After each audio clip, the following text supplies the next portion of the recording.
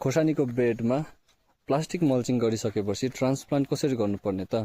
Transplant गर्दाखेरि तपाईहरुले पहिला जुन यो छेड छ यसलाई चाहिँ जिगज्याग वेमा है, एउटा यता एउटा पछाडी फेरि यता फेरि पछाडी सिधा सिधा छेड नपारेर चाहिँ जिगज्याग गर्नुपर्ने हुन्छ। यो जिगज्याग गर्दा चाहिँ के फाइदा हुन्छ भन्दाखेरि चाहिँ तपाईको हरेक एक वटा प्लान्टले चाहिँ मल मजाले तान्नु सक्छ, हावा खेल्ने जग्गा पनि पाउँछ, अनि साथसाथै पछिको दिनमा जब यो बिरुवा सरेर अलिक ठुलो हुन्छ त्यति बेला चाहिँ स्प्रेइङ गर्दाखेरि चाहिँ अघि पछि खुल्ला छ नि त, यो साइडबाट खुल्ला छ, त्यो साइडबाट खुल्ला छ, फेरि यहाँनिर खुल्ला छ, त्यो हुँदाखेरि चाहिँ एउटा बेड एकैतालमै स्प्रे हुन्छ।